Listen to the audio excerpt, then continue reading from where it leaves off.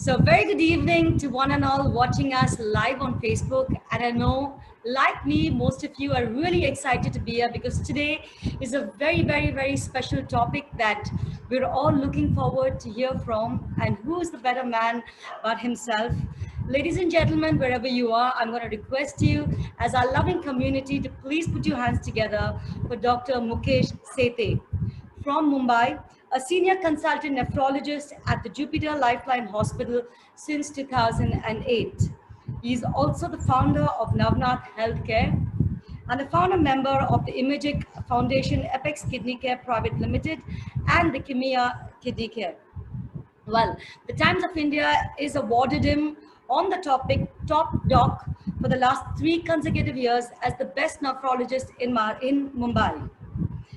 He was also a team member in Maharashtra State's first cadaver transplant, and today he's with us to talk about a topic that we're all looking forward, like I said, to hear, the science of dry and wet weight. On that note, ladies and gentlemen, I'm going to request Dr. Mukesh to please take over. Yeah, thank you for those kind words. And just in a minute, going to start this topic called science of.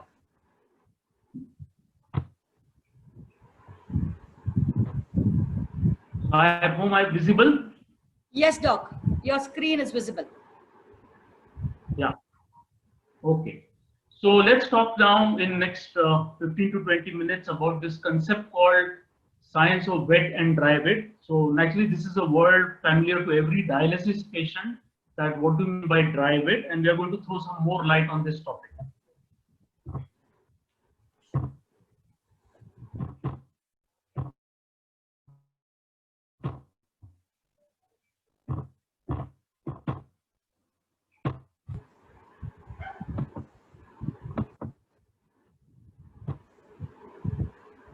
So we all know that there is always a balance required between the two, that when you are in positive weight, that means you are fluid overloaded, you become swollen like this, you are anasarchic, and will go into negative weight than actual ideal weight, then you get cramps and you get also abdominal pain, muscle cramps, etc.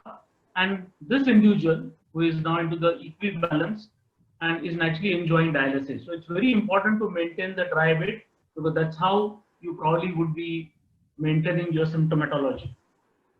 So what's the definition of dry weight? In fact, this slide would tell you that there are different sort of definitions for dry weight. Some say that dry weight means absence of edema. जब भी पैरों को सूजन नहीं रहती, then you call it as dry weight. But the age of hypovolemia, which should be achieved at the end of the session to allow the patient to gain some weight up to the next dialysis session without becoming hypertensive, is probably the ideal definition of dry weight. So what do you mean by that? कि पैरों में सूजन भी नहीं रहनी चाहिए, at the same time शरीर का पानी नॉर्मल से भी कम नहीं होना चाहिए, और आपका ब्लड प्रेशर भी ज्यादा नहीं होना चाहिए. That means if you maintain your dry weight, that means you are less likely to be hypertensive. And that's a very important word, and we'll throw some more light on that. The lowest weight a patient can tolerate without the development of symptoms of the definition of dry weight. So in short, weight which does not have swelling, weight which does not have symptoms of dehydration. At the same time, your blood, 3 points we're looking for to achieve dry weight.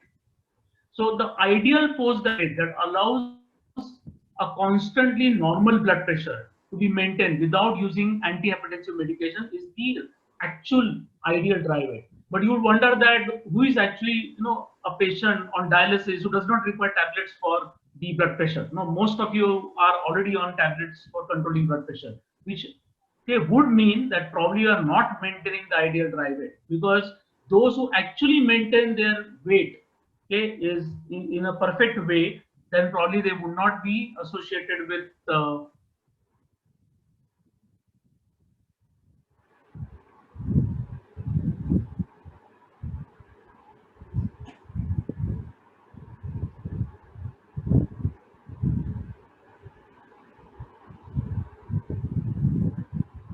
overload, hypotension during dialysis does not necessitate that the patient has reached dry weight. So often, people say that, hey, how can you say my dry weight is not achieved, but I have no swelling. In fact, that swelling is just one of the marker to indicate hypervolemia or high volume in the body. But often it may be a misnomer. For example, someone is carrying low proteins in the body, and even he would have edema fit, but his actual intravascular volume would be low, and he in fact need not be volume overloaded. Similarly, someone is already volume overloaded. There is a lot of pressure in the intravascular channel, but yet there may not be any swelling because his protein levels are good. So he is holding all the fluid inside the vessel, and that would again mean that there is no swelling. That doesn't mean he is not volume overloaded. So swelling or no swelling is never the ideal indicator to judge the dry weight. So let's throw some light on this concept called salt and water, because that is something which is very crucial in achieving our dry weight. So when you eat around 9 gram of sodium chloride, the patient's serum osmolality increases and stimulates thirst. We all know that it is sodium which is a driver for thirst. So if you take more sodium, naturally you'll be having thirst. And for 9 gram of sodium chloride to dilute, you will at least drink around 1 liter of fluid. So there is no reason to convince the patient to tolerate thirst and to restrict fluid intake to reduce the interdialytic weight gain, because excess dietary sodium, not fluid, is the real culprit. So whosoever takes more sodium is bound to take more fluid, and there you cannot separate the two. So what is more important is not to restrict fluid, but actually to restrict sodium, because once you restrict sodium, your fluid intake will automatically be restricted. So why this is so? Like, this is just the figure which shows that the weight of the individual, is say 60 kg. Almost 55 to 78% of this 60 kg is going to be just water. That means we carry a huge amount of water. 60% of our body weight is just devoted by water, and that is why water becomes a very crucial component of the body. And how this 60% is distributed? 40% of that is inside the cell, and 20% is between the cell, and that is how it is 40%. And the 20% which is outside the cell will be again divided into 15% of interstitial fluid and 5% of plasma. So what do you mean by that is you have organs made up of cells. All those cells, suppose you contain water, would be equal to 40%, and then outside the cell would be around 20%. Between the cell would be 15%, and actually in the blood circulation would be 5%. So that's how you actually divide your 60% of body water. So the ICF, the cellular compartment, is 40%, and 20% is extracellular compartment. So in short, suppose I take an example that 40 liter is the total body water, that is 60% of body weight. Then 25 liter would be inside the cell, which is around 40%, and 20% is, that is 15 liters would be extracellular, of which around 12 liters would be between the cell and around 3 liters would be in the plasma. Now what I'm trying to draw attention is this red compartment, the plasma, is the only area which is connected to dialysis, because you all know we put needles into the artery or vein, and you are actually connected to this blood compartment, and you are drawing fluid from this compartment. But suppose I'm removing almost 6 liters of the fluid from the body, where the circulating plasma was in 3 liters, where this extra 3 liter would come. This extra 3 liter, or maybe partly from intracellular. That means there has to be a communication between the intracellular, intercellular, that is interstitial, and then into the plasma. But many times you have more fluid here, interstitial. You might have more fluid in the intracellular compartment, and it is not migrated to plasma. Now already your 3 hours of dialysis is over. This 3 liter is already removed, and you are waiting for this fluid from intracellular and intercellular to come into the plasma, and it doesn't come. So what would happen? That is why many patients develop hypotension at the end of 3 hours, despite high fluid between the intra and interstitial compartment, because it is not migrated to plasma. So I'll just explain this further, that this is the figure where we have put this needle which is into the red compartment, that is plasma compartment. You are removing fluid on the machine. Some fluid is already removed, but almost this fluid which is there in the interstitial and it has not migrated. What will happen after 3 hours? This patient will have hypotension. So you have to have a continuous influx of fluid from these two compartments into the plasma compartment. If that doesn't happen, then probably you will develop hypotension. So just to explain this phenomena again, let's assume that you have a sodium of 135 and this is the salt intake and this is how your sodium is 135. Now, if now I keep on adding more salt, to maintain this sodium up to 135, you need to add more water. No, so you can imagine whatever is the water compartment here, this water compartment is grown here because I have to maintain the same salt concentration. The water compartment will already go up. Otherwise, if that water compartment doesn't go up, the sodium will go up. So that is why whenever you take more sodium, water has to migrate to maintain the same serum sodium level, and that is why sodium intake is detrimental for water intake. Now, how to assess? It is easier said than done. That okay, your compartment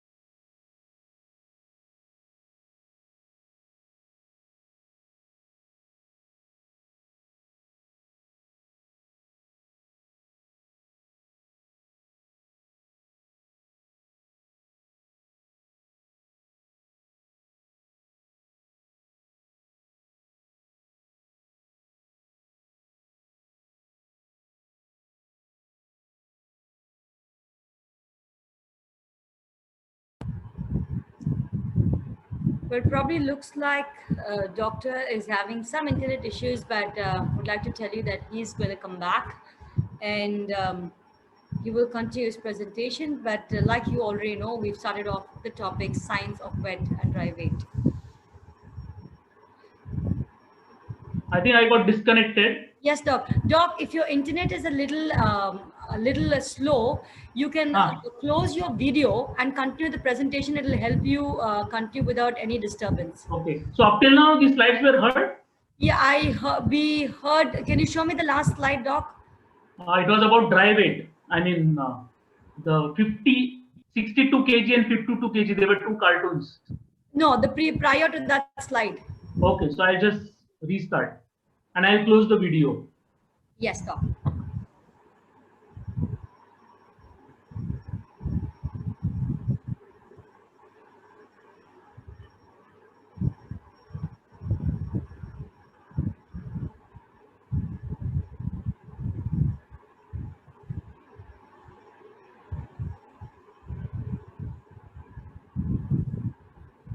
Doc, can you go to one more slide earlier?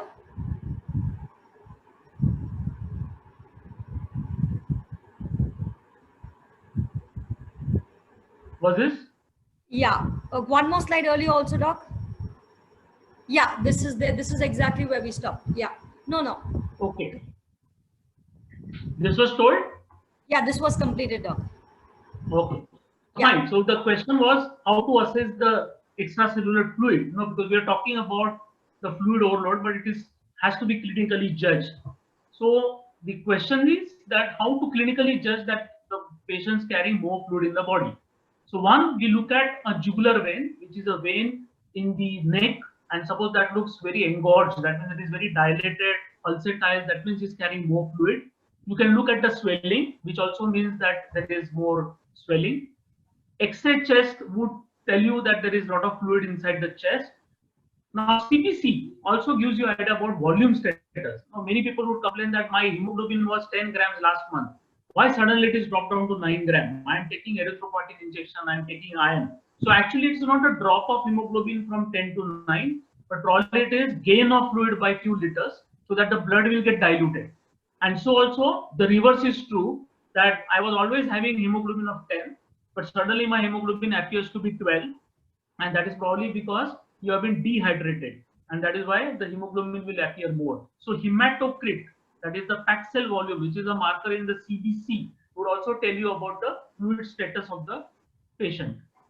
So what is the pathophysiology of dry weight?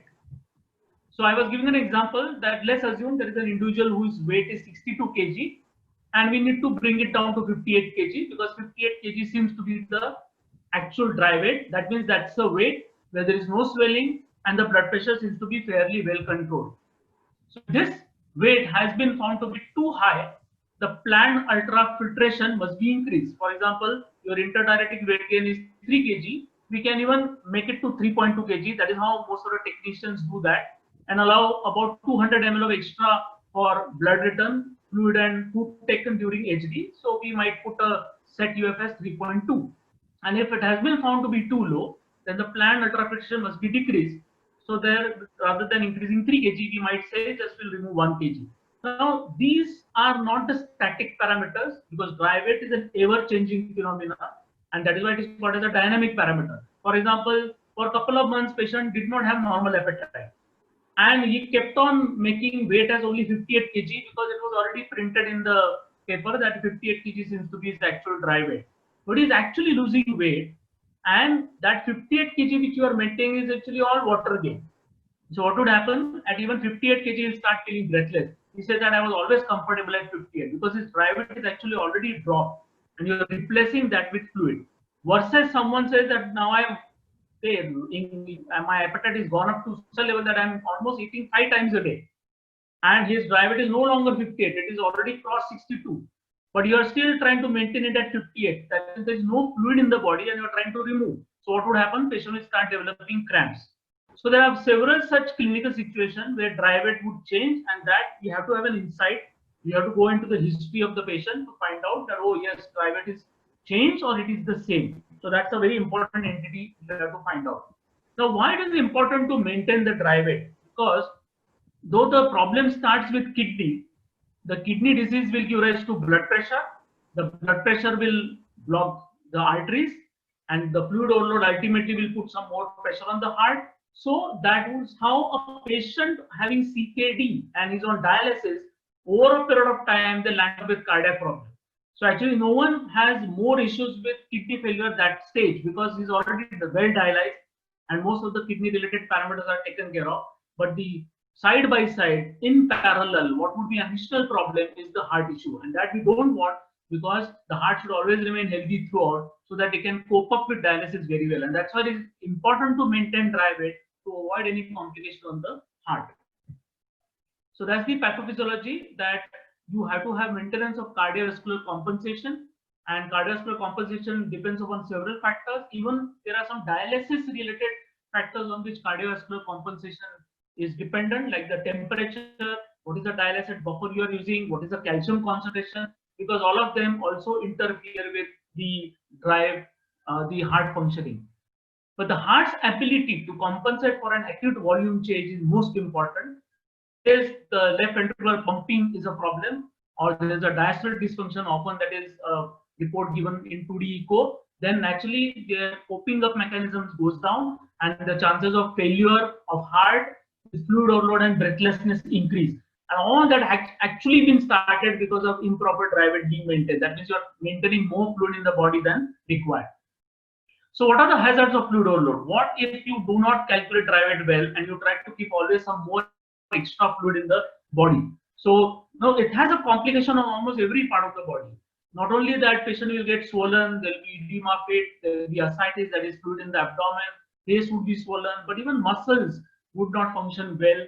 There will be inflammation because fluid causes seepage of bacteria and muscle wasting would occur.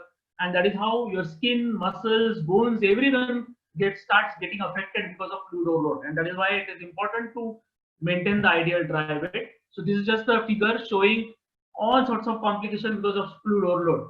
There is hypertension, stiffness in the artery, the heart gets into dysfunction, the fluid gets collected in the lung. So naturally there's breathlessness.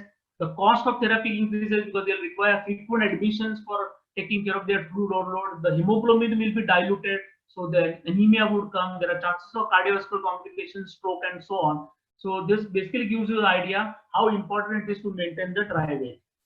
So we all know that this is a normal foot. Then there is a mild edema. This is a moderate to severe edema. All this is the grades of excessive fluid being retained into the body. Most importantly, many patient complains that they are often sleeping, say, in this position, either at 45 degrees or 30 degrees recline, or on one side they on reclining. That is because when you are standing, even if you carry extra fluid that is in the legs, but as soon as you assume this position, the fluid migrate into the chest, and that is how they cannot really sleep flat, because the fluid will come into the chest, and that has to be avoided. And that is why it can be avoided by keeping the lungs free of this extra fluid. Here there's a two water related levels created, and that is because of the dry weight being improperly maintained. Now this is just the famous dialogue from Sholay, that tera kya hoga Kalia. He says, Sardar, maine tumhara namak khaya hai. And now Sardar says that to ab blood pressure ki goli kha. So in short, whenever you are not maintaining your salt level, you would always see doctors adding tablets to control blood pressure. Initially, we were controlled on one tablet. Now it will become two, then it will become five, and that is simply because of dry weight being not maintained well. You'll be surprised that there are centers where almost 60 to 80% of patients are not on BP medicines at all. That means if you really maintain dry weight well, probably you will not require any BP medicine. How to assess the dry weight? If BP is elevated, dry weight is reduced by a few hundred grams. If on the other hand, the patient experiences orthostatic hypotension, that means the blood pressure is dropping than normal, that means you already excessively dehydrated that individual, then again fill up some fluid, that means elevate the dry weight, and the blood pressure will come back to normal. So blood pressure either on either direction, high or low, would indicate what is the actual dry weight patient is maintaining. High means you are maintaining higher fluid in the body, low means you are maintaining lesser fluid in the body, that means is dehydrated. So assessing dry weight, the use of weight as a surrogate of extracellular fluid volume is acceptable in chronic dialysis patients who maintain their lean and fat body mass. So often one would say that, is the change in weight always due to fluid? What about if my muscle goes up? Now those patients are very few, who are gym goers, who eat good proteins, and who are actually trying to maintain their probably muscle mass.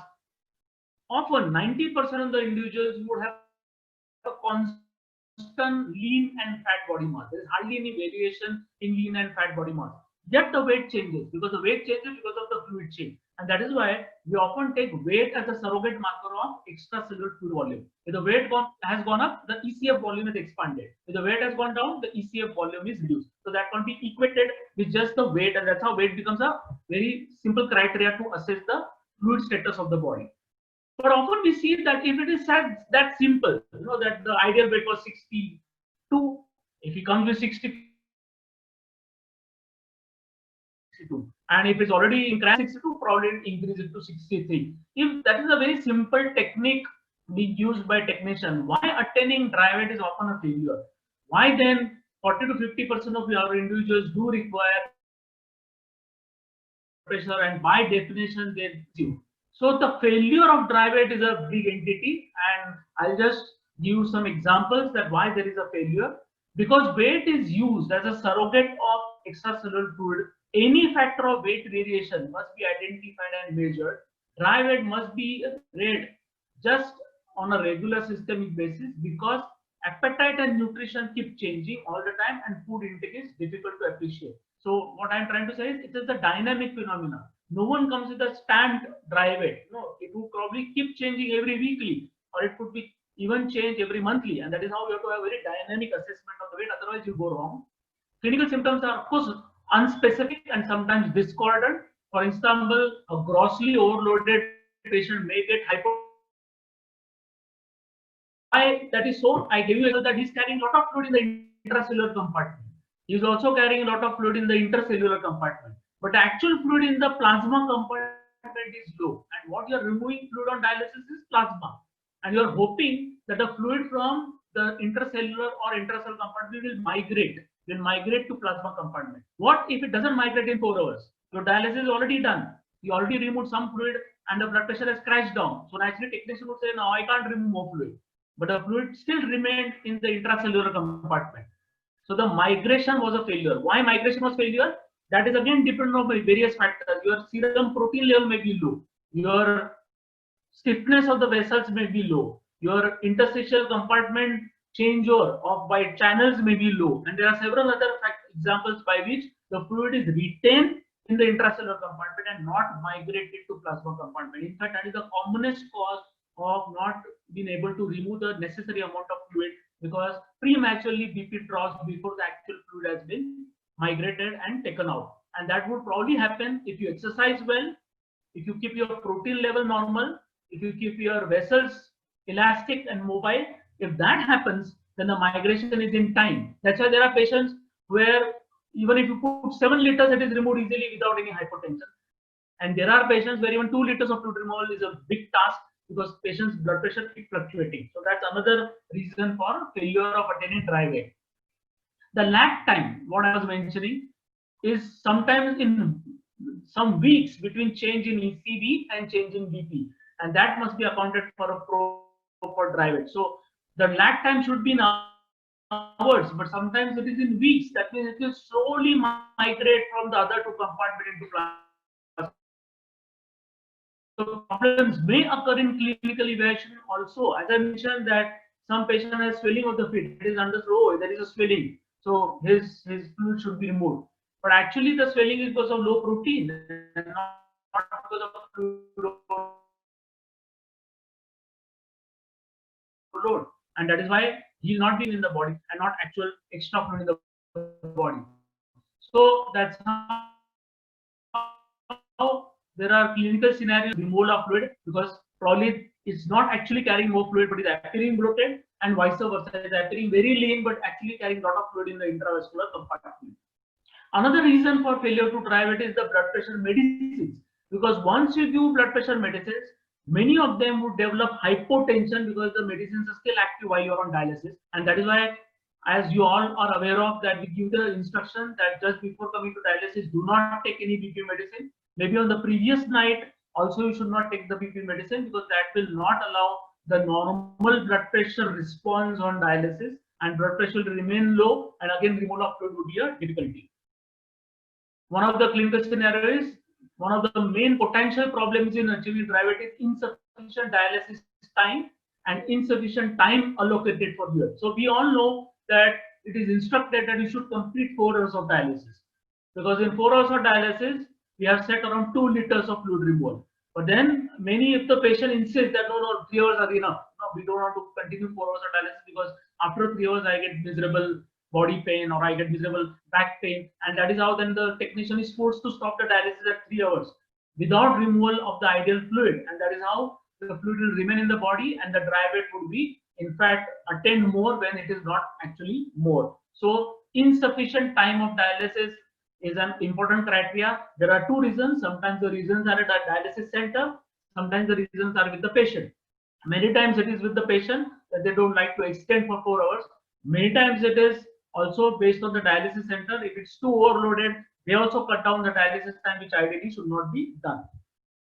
So that these are the several effects of not attaining the dry weight, and the patient has a poor perception and acceptance of hemodialysis, because he feels that despite dialysis I'm not feeling better, because he's actually not maintaining the ideal dry weight. He'll probably be maintaining more fluid, so he'll become breathless, shortness of breath, low oxygen, and in case the dry weight is excessively reduced, then he'll get cramps. Either way, he'll develop a phobia of dialysis, and then he'll not be basically coordinating with the therapy. So that's why it is important that you maintain the ideal dry weight, so that patient gets a feeling that yes, dialysis is something which is not a troublesome phenomena.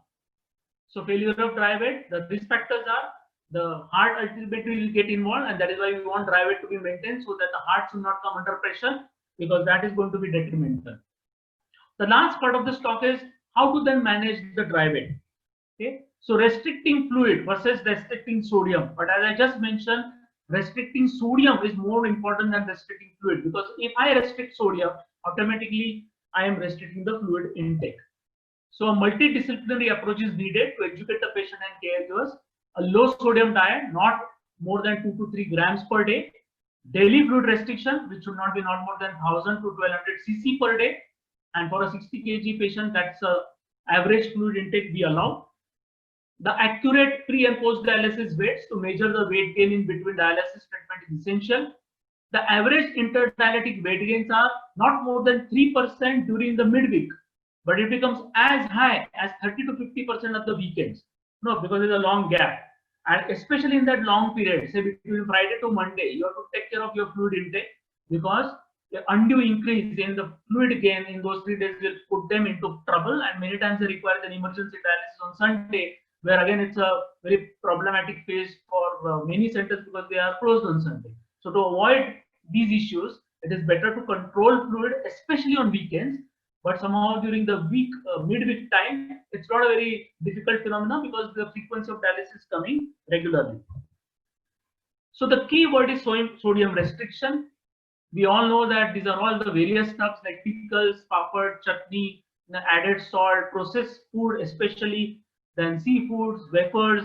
These are some of the kind of agents where you carry a lot of sodium. In fact, previously, and you'll be surprised to know that I'm talking about Paleolithic area, which is something like 5 million years ago. The average sodium intake of the individual was just 760 milligram.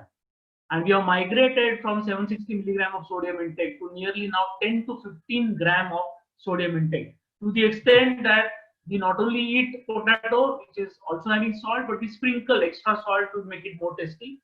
And we now proudly say that hamare toothpaste pe bhi namak hai. You know? So we are basically eating a lot of salt, and we probably feel that's the way to go. But all this extra salt is creating issues, especially for dialysis individuals, because you gain salt, you are bound to gain fluid, and that is how your interdialytic weight gain would be very high. So these are all the stuff which is salty, and like bread, even that has baking soda, and all the ingredients seen here like wafers, all are salty, and that you can even ketchups and all. Remember that whichever is the processed food, you are using a preservative, and the preservative, the cheapest preservative is salt. So many of the processed food would carry a lot of salt just as a preservative, not for the test purpose, and that has to be avoided. Again, this is all extra salt which we are gaining, and that has to be avoided. In fact, there are a lot of low sodium alternatives. For example, you can just take salad, which will not carry salt. I have shown a typical Indian thali, okay, where there is no pickle, there is no extra salt taken. These are just vegetables, and whatever salt you get in vegetables and all is fine. You can use vinegar, you can use Imlia, Amchur as an alternative, tomato, because they are also little sounding like salty, but they are, and they can act as an alternative, and you can really minimize your salt intake based on this.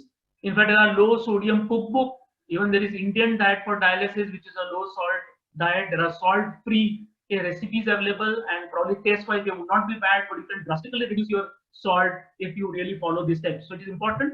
So tips for thirst and fluid control: track your fluids, avoid chewing lots of ice, avoid refills at restaurant, avoid super sized beverages, limit salty foods, small glasses and meals and meds, add lemon or lime juice as an alternative. If hot weather or temperature, naturally you can keep your skin cool by cold wash rather than just drinking cold water. Keep your mouth wet, keep your mouth clean, rinse your mouth rather than drinking water, rinse your mouth with chilled mouthwash, chew on gum, quench gum, try lemon wedges or freeze grapes and strawberries. So these are all techniques by which you can control your fluid and salt intake. 5 tips for quenching your thirst and limiting fluids. Controlling how much you drink isn't always easy. Try these ideas for managing your fluid intake. Eat a piece of cold or frozen fruit like grapes, strawberries or blueberries, and just keep chewing, not gulping. Freeze your favorite beverage in a bottle and sip as the fluid melts. Suck on a piece of sugar-free hard candy or chew sugar-free gum. Drink from small cups or glasses. Rinse your mouth with mouthwash. Beyond considering what you eat and drink, there are other steps you can take to successfully limit fluids. Avoid fluid traps. Identify situations where you may drink out of boredom or as a social habit. Wait 10 minutes for a fluid craving to pass. Call a friend, pick up a magazine or count to 100. Keep cool on hot days. Avoid getting overheated by dressing appropriately. Staying in the shade and using a mist between with a fan. So basically, there are several such techniques already available on internet and certain books. And it's important to cut down on salt so that you cut down on fluid. It is easier than to control the weight, which is interdialytic. You will then achieve a better dry weight. If you achieve a better dry weight, you are less likely to pressurize heart, and your heart will also remain healthy. And in fact, dry weight maintenance is a very enjoyable phenomenon, as you don't get breathless, neither you get cramps. So just I end by this last slide. थोड़े से नमक की चाह थी जिंदगी में, थोड़े से नमक की चाह थी जिंदगी में, मगर पता नहीं था कि वो जरूरत से ज्यादा हो जाए तो जिंदगी का स्वाद बिगाड़ देता है. So that is how the salt, the minimum salt is required for spices in life, but once it get exceeded, naturally it basically becomes a hurdle for your normal health. So that is how I end here, and the whole idea was to give a concept of dry weight, its importance of maintenance so that you avoid cardiac complication, and how you maintain a dry weight. You are not only maintaining dry weight, you are controlling actually your blood pressure, and that's the most important aspect on dialysis. Thank you.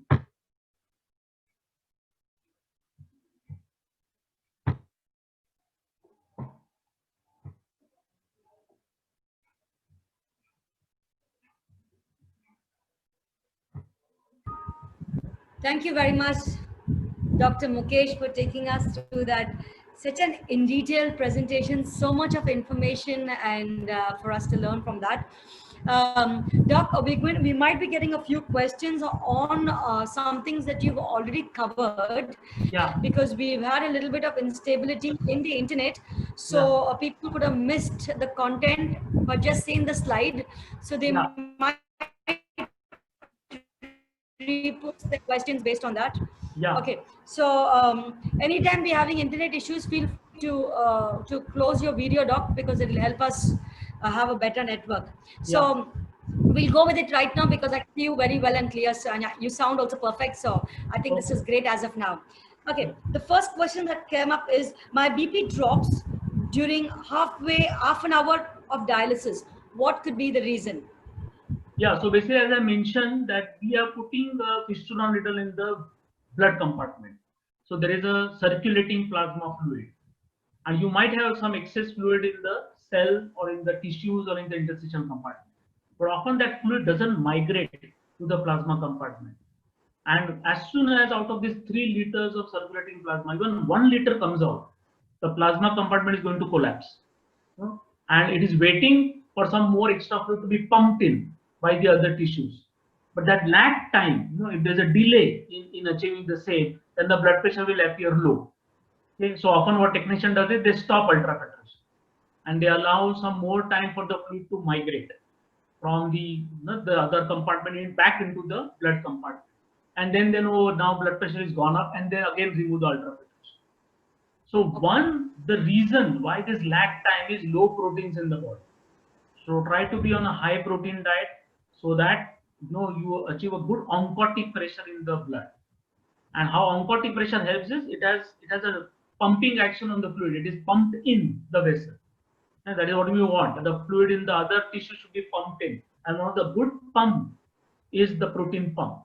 Okay. So if you probably resort to a good protein intake, your blood pressure dropping halfway through probably would be avoided. So we have a patient who says, I've been on dialysis since the last 4 months. In this period, my weight has increased almost by 3 kilos. Will this create any problems for the future? No, so basically what we always insist that the interdialytic weight gain should be around 2 kg. But if your actual dry weight is increasing, that means you are on a good diet. There is no issue because dry weight can increase even by 10 kg. Your bone mass may improve, your muscle mass may improve, your skin texture might be better, and that weight is never bad. So basically, you have to say that this actual weight gone up is the good weight gone up and not fluid weight gone up. So I just mentioned, how do you know that it is fluid weight or not? So you are not having swelling, you are not having your jugular pressure being high, your neck veins are not full, okay, you are not looking swollen, and you say my weight is gone up. That's fairly good because that's actual good weight gone up. But in case you are having those symptoms, that means you are actually water loaded. And if that is so, cut down on salt, cut down on water intake, cut down on interdialytic weight gain, let technician remove your excess fluid, and you'll be back to your normal ideal weight. Okay. I hope you had your question answered. So it's your good weight going up. You're on a good diet. Continue, but of course, don't put on too much weight. Okay. Our next patient has asked us, a patient is given blood transfusion. Will that 350 ml to 400 ml also add to the body weight? Yes, it would. It will certainly add to body weight. and normally we prefer to give blood on dialysis, no, because that extra fluid which is already added because of blood transfusion is simultaneously removed on dialysis. Okay, so we don't advise to take blood transfusion on non-dialysis day. We always ask them to take blood transfusion on dialysis so that whatever is that extra input of volume can be easily removed during dialysis. Okay. Doc, somebody's asked a live question right now. You mentioned not to take BP tablets while on dialysis. But here's the patient that says, in our case, we are advised to take Telma 40 during dialysis, and we take many BP tablets during the full day. Okay, so there are basically two types of individuals. Some who take BP tablet, they tend to crash their BP while dialysis is going on. Okay, so for them, that is already identified that if I come with BP tablet, my blood pressure goes down while dialysis is on. So for them, we certainly advise that please don't take any BP medicine before coming to dialysis. But the other set of individuals have an exact reverse phenomenon. That as the dialysis progresses, the BP worsens. That means it goes up. So there are many patients who start with 140 by 90. By third hour, it goes to 220 by 120. No? So these are the individuals who paradoxically would increase their blood pressure on third hour of dialysis. So for them, naturally it is advised to not to stop their regular BP medicine. In fact, continue the same. Now one would say that why these two different reactions? One is dropping while the other is gaining. So there are individuals who, after you start the dialysis, as the fluid comes out, body senses as if the fluid is now going to get depleted. No, body doesn't know that you are on dialysis. He just realizes, oh, someone is actually taking out the fluid from the body. And as a protection, it releases all the hormones by anticipating that blood pressure is actually going to fall. But in reality, it doesn't fall. And all those hormones released for protection paradoxically increases the blood pressure. So that these are the individuals where they require BP medicines to continue. Okay. Thank you, Doc, for that. Doc, out of curiosity, what is the maximum amount of fluid that can be removed in one setting of dialysis? Okay, so actually you'll be surprised to know that the machines, which are actually all German or Japanese, they are meant for only 2 liters of fluid removal. That means the make of the machine is such that you actually cannot remove more than 2 liters. But we hardly see any patient coming with 2 liters of fluid gain. Many of them come with even 5 liters of fluid gain, sometimes even 7 liters of fluid gain. Okay, so we do a artificial sort of adjustment by putting a more negative pressure like suction. We can remove even up to 7 to 8 liters of fluid from the body. But that's actually not physiological. In Hindi mein jisko kehte hai, we do jugaad and remove the fluid. But the machines are actually meant only for 2 liters of fluid. That is why we insist that some patients proudly say that mera to 7 liter nikal jata hai, kuch problem nahi aata. But that's actually not a good phenomena, because when you are doing some jugglery adjustments and removing 7 liters of fluid, in the long run, it would be troublesome. Okay, so ideally that is why your interdialytic weight gain ideally should not be more than 2 liters. Okay. But yes, for a given individual, we can even remove up to 5 to 7 liters. There's a patient that says, after my dialysis, I still have a lot of swelling in my feet. Correct. Is it because not enough fluid is taken off from the body, or is it No, could have been again, any other same reason? phenomena. I have put the needle to remove the fluid in your vein. Okay, I have finished 4 hours of dialysis. The fluid outside the vein, that means there in the leg, feet, that fluid is not coming into the vein. It is just there in the leg. No, my needle is not gone up to the leg tissue. It is just actually into your fistula. Fistula is a venous compartment. So unless the fluid from the feet comes into the vein, it won't be removed. And that is why I'm again insisting on the same, how this fluid from the leg will come into the vein. That will come into the vein if your protein levels are high, because that will act as a suction, it will act as a pump, and it will absorb the fluid from your leg. So just check your albumin level, and that may be lower than normal. That is why despite dialysis, your swelling of the feet is remaining. And another dialysis patient asked, is it good for a patient to take amino acid injections in every dialysis? Yeah, You exactly. recommend that? Now, since in my almost 40 minutes of talk, I've been harping on this protein intake, in order to migrate. What is amino acid? It is the basic protein. So actually a clinician realizes that there is some problem. He might be eating good proteins, but they are not reaching into the blood. No, some people say that no, I am on good protein intake, but it's not reaching onto the blood. Uh, So then we directly prefer to give amino acid injection into the blood just to elevate the blood protein level. No, because once the blood protein levels are elevated, then removal of fluid becomes easy, because all that fluid in the other compartments will be sucked in by proteins into the blood. And that's why many okay. centers advocate these protein injections on dialysis.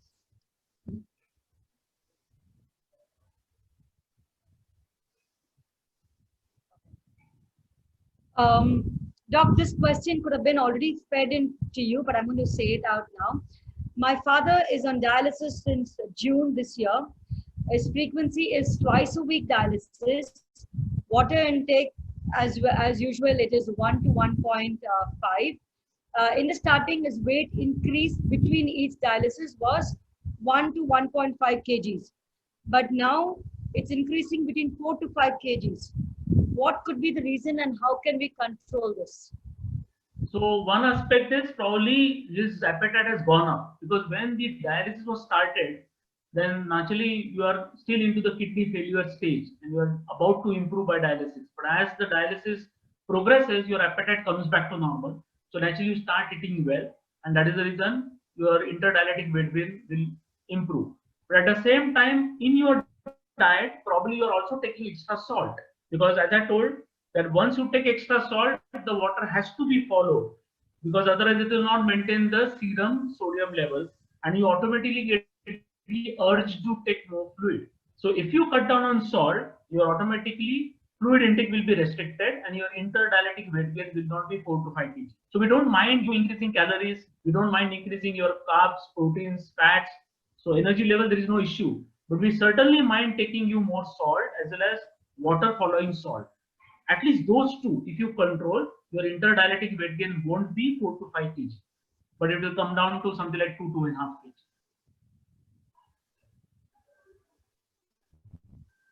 Thank you, Doc, for that answer.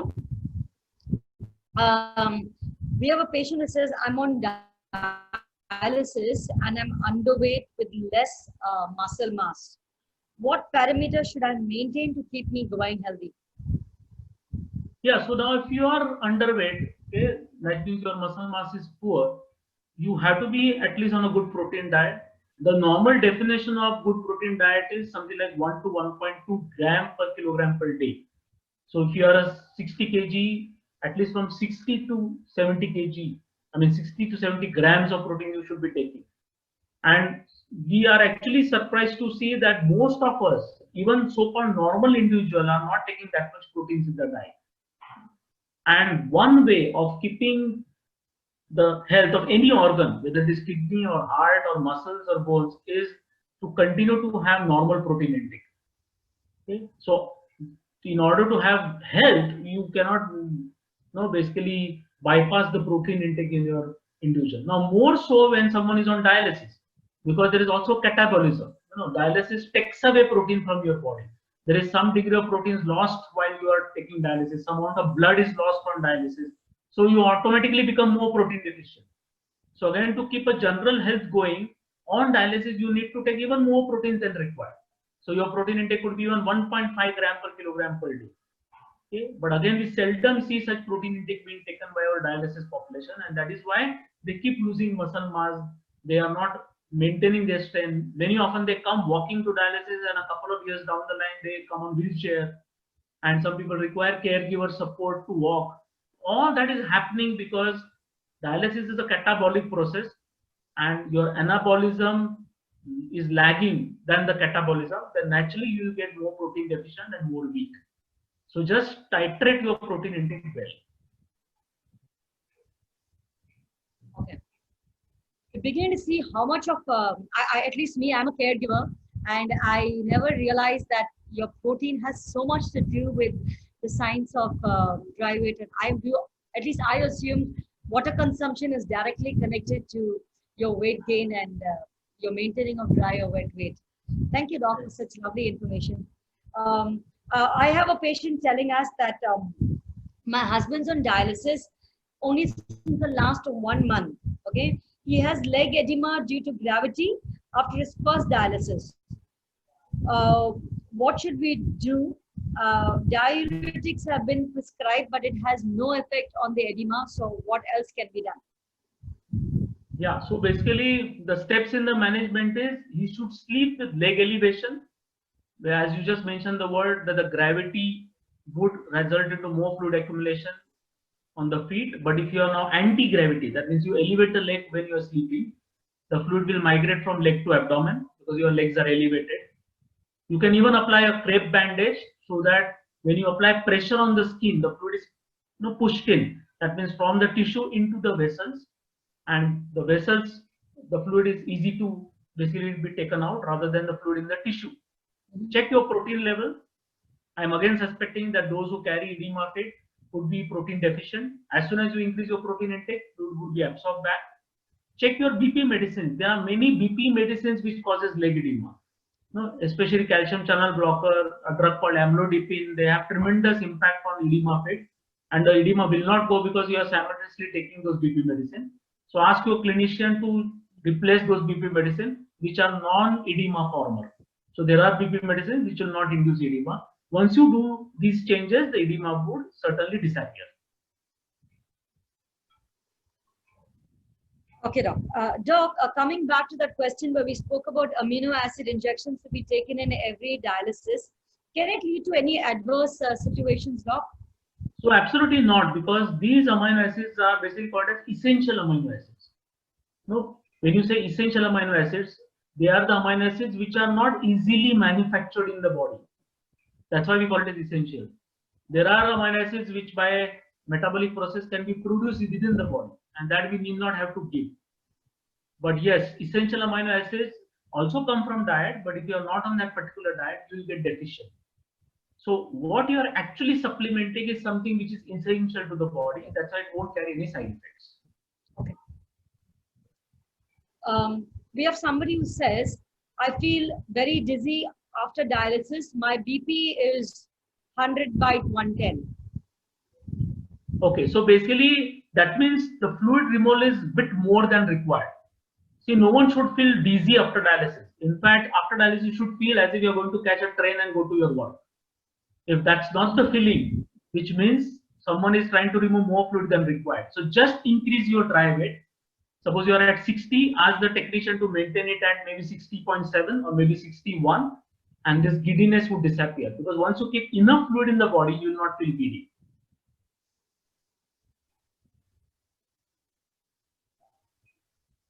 Okay. Here we have somebody saying, my BP shoots high in the 3rd hour of dialysis, despite me taking my BP medicine. But at the same time, my hand finger cramps. He has cramping on his finger. Okay. So both these phenomena are similar. As I mentioned to you that on your first hour, you don't drop your BP or there is no BP variation because there's already some extra fluid in the body. Okay, so that is removed. Second hour, also probably you are having enough fluid in the body which is excess, and again removal is not an issue. Third hour, you are almost reaching to your ideal dry weight. Okay, now body senses that if now in the 4th hour also if fluid is removed, probably it would be more than the physiological need, and body starts preparing to create some hormones anticipating that BP is going to crash. But the reverse phenomena occurs because of those hormones which are released, like sympathetic hormones, adrenaline, renin. These are some of the hormones which are produced by the body in 3rd hour. Overzealously, the BP goes up rather than going down. Okay, and that is how it is again a marker of improper calculation of dry weight. If in 3rd hour your BP is going up, someone is drying you more than required. Okay, and if I now keep more fluid in the 3rd hour, the body will say that, oh, now fluid is not going to get depleted. Then the body will not release those hormones. So again, someone who is having a hypertensive response in third hour, increase your dry weight. In fact, your second sign is confirming the same. You said that when the fluid is removed in third hour, you get cramps.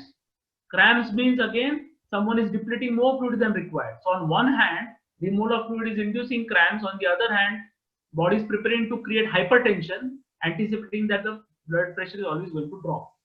So you increase dry weight, both these phenomena would disappear. Okay. So I'm just giving one example. Probably this phenomena may be a little difficult, but if I equate to another example, there is a patient walking on the street and he meets with an accident. Okay, and there is a blood loss. So on the road, you see some 100 ml blood oozing out. And to begin with, his blood pressure was 140 by 90. Now, because there is a blood loss, he is losing blood. Naturally, if someone checks the blood pressure from 140/90 will appear as 110 by 70 because there is blood loss. Now, someone picks up and then puts up into the jeep and gets him to the hospital because he's bleeding. He's already lost some 1 liter of blood on the pathway. When it comes to casualty, sometimes the BP is 190 by 110. Okay, so initially blood was lost and the BP dropped. Why in the casualties BP is gone up? Someone would say, oh, he's under stress, he meets with an accident, he's frightened. But actually it is body's preparation to prevent further drop in the BP. So he realizes that you are going to lose blood, let the BP at least be maintained, and he releases those hormones and the BP goes up. Now, even when you are on dialysis, it's the same phenomena. He is not realizing that you are not losing blood. The blood is circulating because you are on dialysis. He assumes as if you are losing blood. 250 ml of blood is come up from the body. So he prepares for the worst, that the body releases hormones to increase your BP. Okay, because whenever something is taken out from the body, the BP tends to drop. Here the BP goes up because of compensatory phenomena. I would use the word, it is overcompensatory phenomena by the body. And that is why it is again a marker of deliberately dehydrating you. And that is why dry weight should be increased in such individuals to prevent hypertensive response in third hour.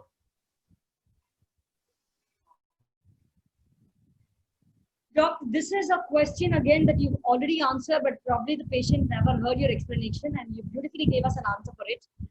The question is, how should the patient increase his dry weight? And the question is connected to the next, to the previous question.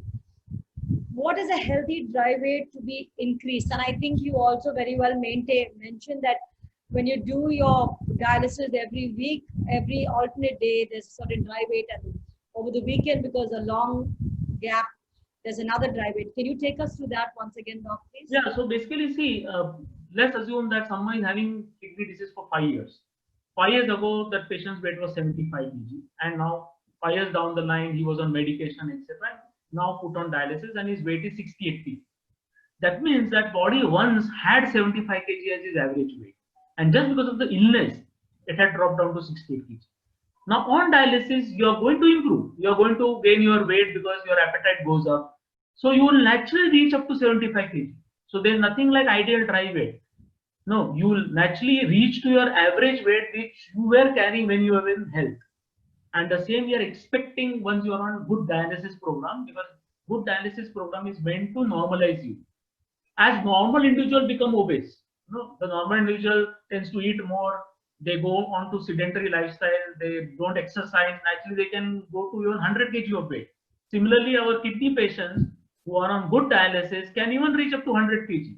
So dry weight is never a constant phenomena. It would probably swing from ideal body weight to overweight to obesity. And that's in our hand how to maintain the ideal body weight. Now, when it comes to weekly management, we always try to remove little more on Friday. That means a 500 ml more than required, so as to prepare you to gain that weight in the next 3 days. Because we know the gap being more, you are likely to actually gain a little more weight than between Monday to Friday, than between Friday to Monday. And that's why on Friday there is a usual method to remove little extra fluid. But again, removal of that extra fluid should not put you into cramps, should not put you into hypotension, or now should not put you into hypertension. So that weight is very tactfully calculated, that how much extra fluid I can remove from the patient's body without harming the individual. So that's the usual way, that on Friday we keep your dry weight slightly lower than required. Doc, I see a lot of our dialysis patients asking you how to increase dry weight. Is it important to increase your dry weight? Yes, so naturally, because dry weight basically means, or any weight would mean energy. You know, so if you have a good muscle mass, you have a good bone weight, you have a good energy level into your body, naturally you cope up with this illness very well. For any person, any weight has to be increased by nutrition. Okay. And it should be the right nutrition. I mean, we don't want dry weight to increase because of salt intake and water intake. So if you are on something like 1.2 gram per kilogram of body weight per day, you are on good carbohydrate intake for energy, you are taking good amount of poly or monounsaturated fatty acids in rightful combination, that's the always way to increase your weight, which is a good weight. So ultimately gaining good weight boils down to basically good nutrition, nothing else. So there are people who would say that no, everything is fine, but my appetite is not good. Okay, so give me some pill by which my appetite goes up. In fact, I won't be in favor of just prescribing pills. Appetite is a direct phenomenon of energy requirement, which is again directly dependent upon energy loss. If you don't lose energy, how there would be appetite? Many of our patients who are on dialysis, they prefer to be sedentary. They just come from home to dialysis, dialysis to home, without even walking a feet, okay, or even walking for a half a kilometer. They don't exercise, and then they complain that there is no appetite. Okay, a person would always get hunger and sleep, which is both directly proportionate to your energy expenditure. Okay, if you are not, the energy level is not you are spending, then actually there is no method by which you will gain the same. And then you locked in a situation where everything becomes low, your morale becomes low, your movement becomes low. So please exercise. If you exercise, you'll gain weight. Now there are reports coming of exercising on dialysis. Now there are some special cycles created where, because your hands are tied up because of dialysis, but your legs are free, and that's how there is a cycle attached to your rear end of the cord, and you can bicycle while you're on dialysis. And I was mentioning about fluid migration from the intracellular and interstitial compartment into plasma compartment.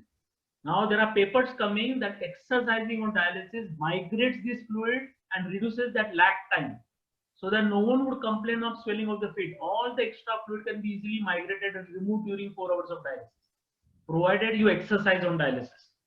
And that's how they have already been having this concept that please exercise on dialysis, forget at home.